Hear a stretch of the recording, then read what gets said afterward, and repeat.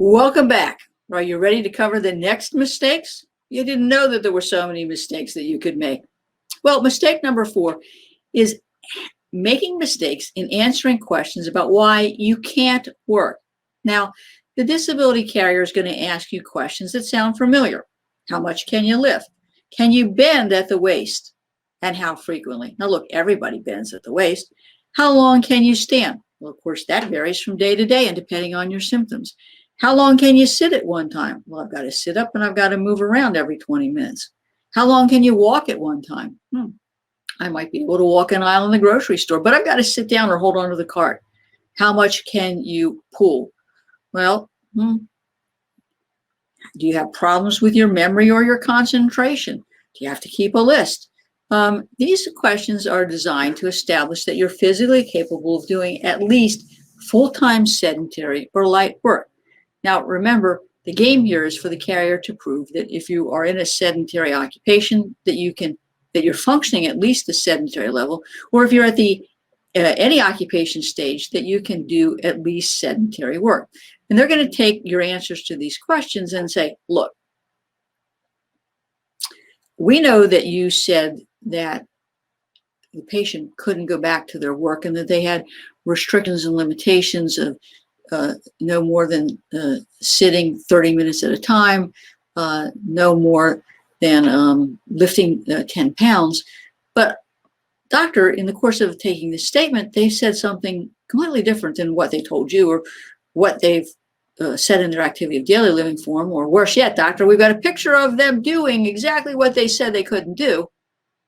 And they're going to ask your doctor to confirm that you can do your own occupation if it's sedentary, or that you can do any other occupation in the based on a sedentary work capacity. Now, another mistake that is commonly made is to make broad and sweeping generic statements about your ability. Now, I gave you some specific examples of answers to some of these questions as I ran through this laundry list, but I prefer that my clients give specific examples of difficulties they're having, how their abilities change based on their level of pain, whether they're having good days or bad days, the side effects of medication. So I like to give ranges with specific examples, and I make sure that the carrier understands it's just one example. It's not the only example. And that my client can do more on a good day than they can do on a bad day, but they pay for it the next day. Now, another mistake that is made in answering these questions is to just focus on the physicality, sitting, standing, walking, stooping, bending, lifting. But carriers rarely will ask in these types of questions whether you have to change positions, how long you can sit, whether you have to get up and move around, what position you're in, how long you have to be in that position before you return. Do you have to elevate your legs? Do you have to take naps because of problems with fatigue or pain or side effects of medication? What's the level of functioning on a good day versus a bad day? How long does it take you to recover from a bad day? So I want you to make sure that you just don't stop by answering the question by talking about your physical issues, but you talk about what we call the non-exertional limitations that you have, the things that I just ran through. All right, mistake number 5 is mistakes in answering questions about your treatment and medication. Look, disability adjusters can read, and they should be held to their ability to read. They have access to your medical records. They know what you said on your activities of daily living forms, and yet you're going to be asked questions about your treatment and medication. Now, hopefully you have a copy of your medical records and you've reviewed them, but if you're asked to tell them about your treatment, politely tell them to, and then tell them to review your records. No, I don't mean tell them to. I'm just joking there. We always need to be polite with adjusters because ultimately they make the decision, and there's no reason to be rude or to be disrespectful of them. But what they're after is information about how your condition has progressed, changed, impacted by treatment, including medication, and how you're doing generally. But they don't really ask the question that way. You have the burden to show that you have an objective basis of your diagnosis and your disability. If you're not recuperating fast enough, the carrier is going to refer to your statements that you've made about your condition. They're going to argue that your doctor is relying on your subjective complaints just to prolong your disability.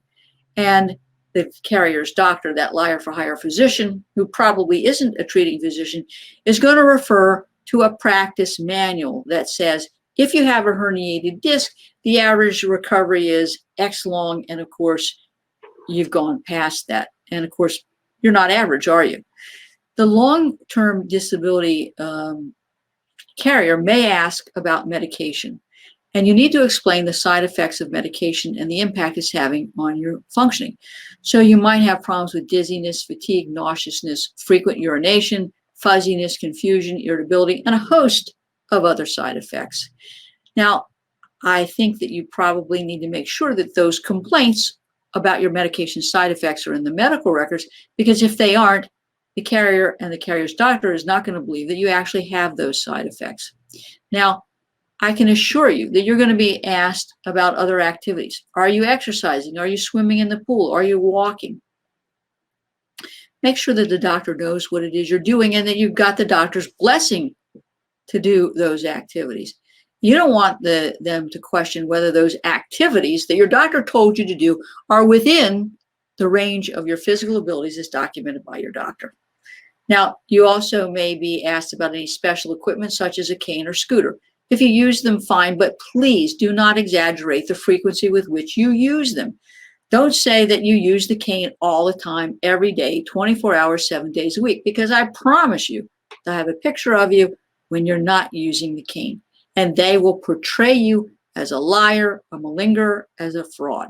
So remember, ranges, good days, bad days. Now, less obvious and often forgotten is questions about how you sleep, how much sleep you get at one time, whether you have to take naps, and how sleepy you are during the course of the day. And the same thing holds true with questions of the use of a bathroom. They just don't ask those questions, but those are non-exertional impairments that are relevant. So clearly you can see that you need to be properly be prepared before giving a statement to answer those questions.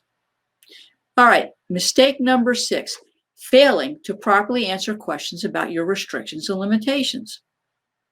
As I've said, one of the key reasons for taking your statement is to compare what you said on your activities of daily living forms with what you've told the doctor and with any surveillance.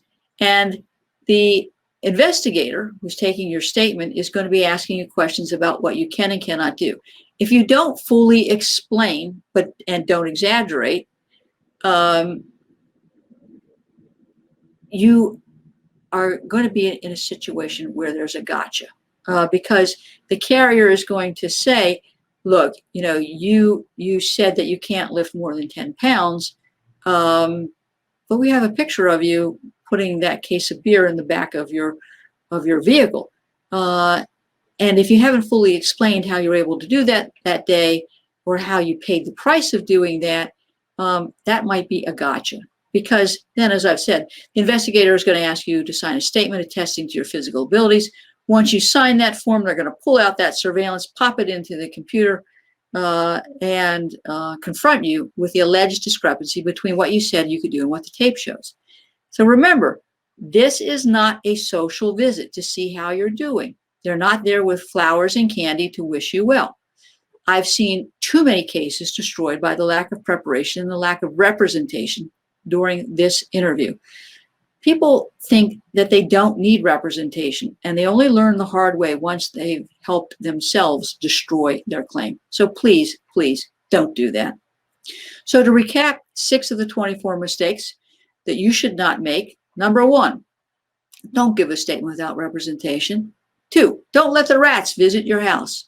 3, don't mishandle questions about your medical condition. 4, don't answer questions about why you can't work improperly by being overly broad or exaggerating. And don't make mistakes in answering questions about your treatment and your response to that treatment and medication. And don't blow it by answering questions about your restrictions and limitations incorrectly. because there's an inconsistency that you weren't aware of, or that you decide to exaggerate to impress the disability carrier.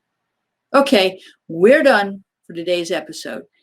Wow, a lot of mistakes, but guess what? We're not done.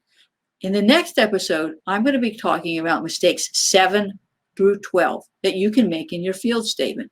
And these mistakes are going to be a continuation of our discussion about restrictions and limitations. Got it? If you like this podcast, consider liking our page, leaving a review, and or sharing it with your friends and family. Remember, this podcast comes out weekly, so tune in next week for another episode of Winning Isn't Easy. Thanks.